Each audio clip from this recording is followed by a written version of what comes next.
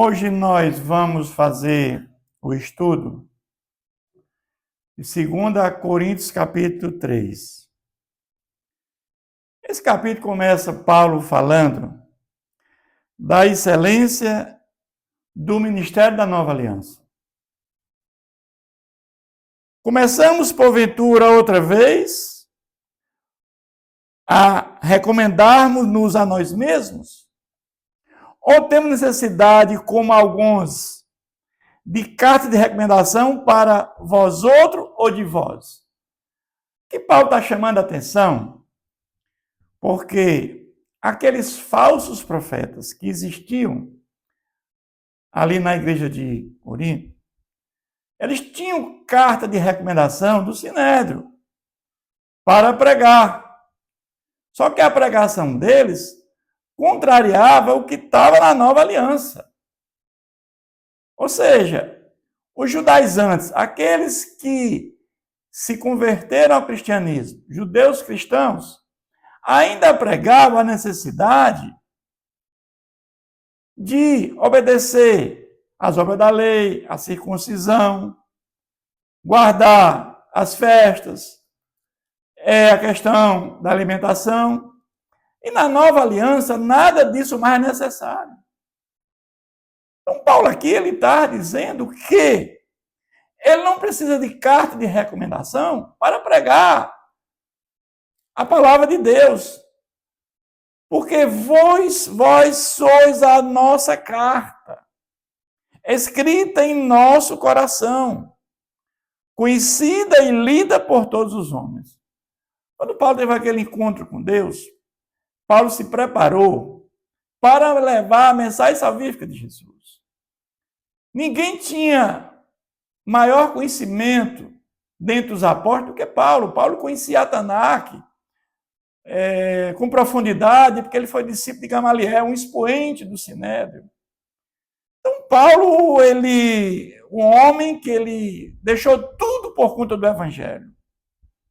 Então, quem consagrou Paulo para ser missionário, pastor, foi o Espírito Santo. Quem consagra uma pessoa a ser pastor é o Espírito Santo. Não tem sentido um pastor consagrando o outro para ser pastor, um homem consagrando o outro para ser pastor. Isso não tem sentido, porque tem os interesses em jogo. Isso passa a ser heresia. Então, você tem que ter à vontade o conhecimento da palavra de Deus e ter aquilo que está lá no livro da carta a Timóteo, aqueles valores, né, para ser um pastor. Ele vai dizer, estando já manifesto como carta de Cristo, produzida pelo nosso ministério, escrita não com tinta, mas pelo Espírito de Deus vivente, não em tábuas de pedra, mas em tábuas de carne, isto é, nos corações. E que ele está se referindo, né, a questão da legislação da velha aliança, que na nova aliança muda tudo, né? Porque na nova aliança o Espírito Santo nos conduz. Na nova aliança, Jesus veio morrer em nosso favor. Jesus, ele ressuscita, ascende aos céus. E ele manda o Espírito Santo, que é o Espírito vivificante. É o Espírito Santo que nos dá vida espiritual. Nós estamos mortos espiritualmente. E Paulo está dizendo aqui que vós sois a nossa carta escrita em nosso coração, conhecida e lida por todos os homens, porque Paulo está dizendo agora que na nova aliança é o Espírito Santo que vai vivificar todos aqueles da morte espiritual. Porque quem não recebe o Espírito Santo, ele continua morto espiritual. Porque as obras da lei não salvam ninguém. É isso que Paulo está dizendo aqui. E é por intermédio de Cristo que temos tal confiança em Deus. Ou seja, ele está dizendo que a supremacia da nova aliança, essa confiança que nós temos em Deus, né, através do conhecimento do que Jesus fez naquela cruz em nosso favor. Não que por nós mesmos sejamos capazes de pensar alguma coisa, como se partisse de nós. Pelo contrário, a nossa suficiência vem de Deus. E aqui é interessante que Paulo tem essa consciência, que nós não somos capazes de coisa alguma, como se partisse de nós mesmos, como aqueles judaizantes estavam fazendo, achando que eles eram capazes de levar muitos, eles mesmos eram capazes de levar a salvação. E Paulo aqui está dizendo que a função dele, ele como instrumento de Deus, como ministro de Deus, é levar a mensagem verdadeira, a mensagem salvífica de Jesus, para que muitos venham a se converter. Mas ele está dizendo que ele não é capaz, não que por nós mesmos sejamos capazes de pensar alguma coisa, como se partisse de nós. Pelo contrário, a nossa suficiência vem de Deus, o qual nos habilitou para ser ministro de uma nova aliança. Não da letra, mas do Espírito, porque a letra mata, mas o Espírito vivifica. Esse é um versículo que é muito discutido, porque muitos entendem que a letra mata, mas o Espírito vivifica. É que a letra mata, dizendo que não tem que estudar a palavra de Deus, não tem que ter doutrina, porque o Espírito é que vivifica. E aqui ele coloca o Espírito com E minúsculo, mas nós vamos entender que, com a tradução para o grego, não há diferença entre minúsculo e maiúsculo. E na minha versão ARA aqui está com a letra minúscula, mas ele já falou lá em cima da questão do ministério do Espírito de Deus, que é o Espírito Santo. Esse Espírito aqui é o Espírito Santo, não há nenhuma dúvida. Embora esteja com letra minúscula, né? Na minha versão aqui, a versão ARA. Mas nós vamos entender que a letra mata, mas o Espírito vivifica. Ele não está falando na questão doutrinária, de conhecimento da palavra. Porque você, para ser um líder, um pastor, é preciso ter conhecimento da palavra, sim, claro. Como é que você pastoreia um rebanho sem conhecer a palavra? Ou seja, o Espírito Santo vivifica, ele nos tira a morte espiritual que nós todos estávamos cometidos. Mas essa letra mata aqui é no sentido da obra da lei mosaica. Porque a letra mata. Por que a letra mata? Porque a lei dizia que a salvação era por obras da lei, era pela circuncisão, era pelas as festividades, tinha que ir 3 vezes a Israel para as festividades, tinha algum tipo de comida que não podia comer. E nós sabemos que o que contamina o homem não é o que entra pela boca, mas o que sai. Então, aqui Paulo está dizendo que a letra mata no sentido que aquilo que eles aprenderam na velha aliança mata. Eles estavam perdidos. E na nova aliança, essa excelência da nova aliança é que muda tudo. É isso que Paulo está falando. Esse texto aqui tem que ser muito bem interpretado. Hoje em dia, ele é mal interpretado. E se o ministério da morte, gravado com letras em pedra, o ministério da morte é aquele ministério da velha aliança, que não levava a salvação. Gravado com letras em pedras, se revestiu de glória, a ponto de os filhos de Israel não pudessem fitar a face de Moisés, por causa da glória do seu rosto, ainda que desvanecesse, como não será maior a glória do ministério do Espírito? Vamos entender isso aqui. Quando Moisés subiu ao Monte Sinai, quando Moisés desce, o rosto de Moisés resplandeceu, ao ponto de Moisés colocar um véu. O brilho era muito grande. Mas eu estou dizendo aqui, se o ministério da morte, que é o ministério da antiga aliança, gravado com letras em pedras, se revestiu de glória a ponto de os filhos de Israel não poderem fitar a face de Moisés, quanto mais, por causa do seu rosto, ainda que desvanecesse, porque ao longo ele foi desvanecendo. Né? Quanto mais será a maior glória do mistério do Espírito, que esse nunca desvanece. Esse é para sempre, é eterno. A velha aliança desvaneceu, o rosto de Moisés voltou a não brilhar mais. Mas nessa nova aliança, nesse ministério da nova aliança, é quando você recebe o Espírito Santo, você é justificado por Deus Pai, pela fé em Jesus, e adotado como filho de Deus, nunca desvanece, é para sempre. Então, se esse ministério aqui foi dado glória, imagina esse agora da nova aliança. Porque se o ministério da condenação foi glória em muitos, né? Em muito maior proporção será glorioso o ministério da justiça. Ou seja, da justiça aqui no sentido que é Deus que justifica na nova aliança. Na nova aliança nós somos justificados por Deus Pai pela fé em Jesus. No tribunal de Deus, Jesus lá vai dizer, ó, esse aqui, eu paguei a conta dele. Quando nós colocamos a fé em Jesus Cristo, no tribunal de Deus, Jesus vai dizer, esse aqui eu paguei a conta por ele. Nós tornamos justos diante de Deus. E ali nós passamos a ser adotados, família de Deus. Ali Deus é juiz para nos justificar. Mas depois da justificação, Ele é Pai por adoção para todos nós, que fomos justificados pela fé em Jesus Cristo. Ele vai dizer aqui agora, porquanto, na verdade, o que outrora foi glorificado, neste respeito já não resplandece, diante da sobreexcelente glória.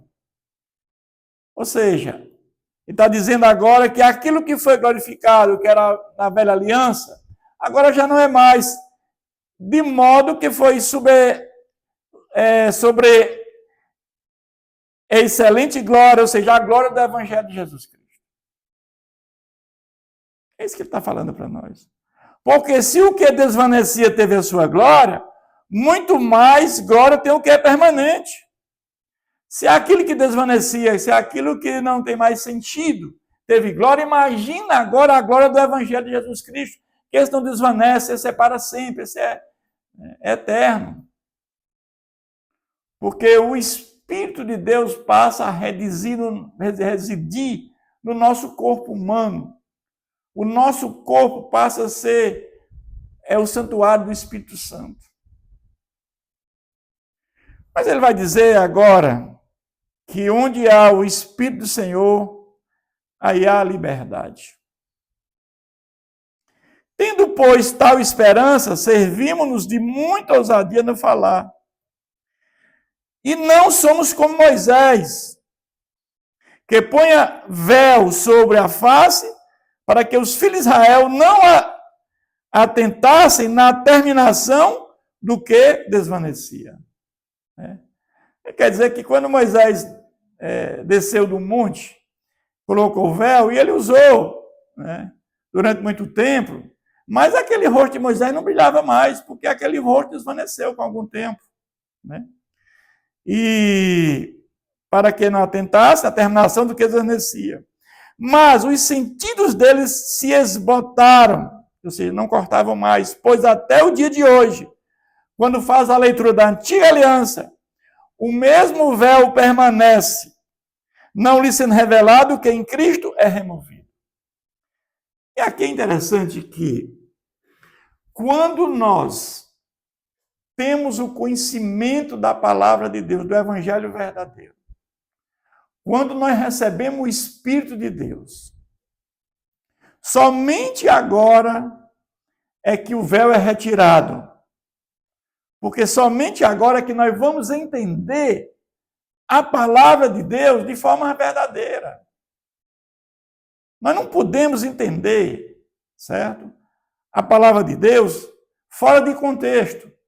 Então nós temos que entender que sempre quando for estudar a Bíblia, nós temos que ver o contexto da palavra de Deus. Você não consegue entender a palavra de Deus se você não colocar, quando você lê, Qual é o contexto naquele momento ali que você está, né, lendo aquele trecho bíblico, né, aquela perícope ali naquele momento. Nós temos que ver sempre, sempre, sempre o contexto. Porque senão você não consegue entender a palavra de Deus.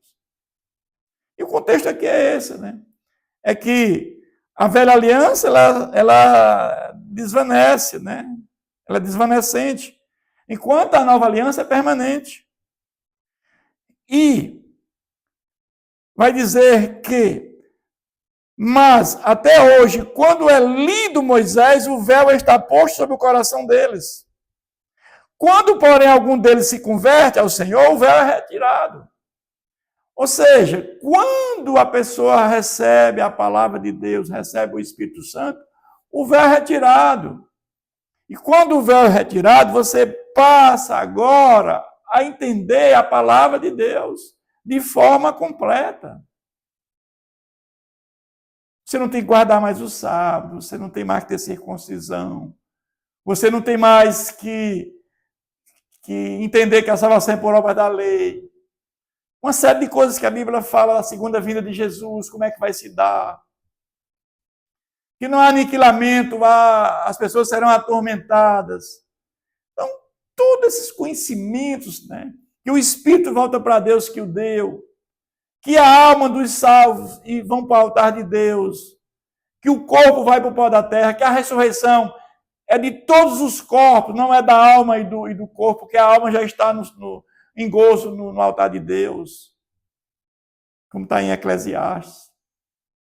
Então nós vamos entender tantas coisas, mas somente isso é possível.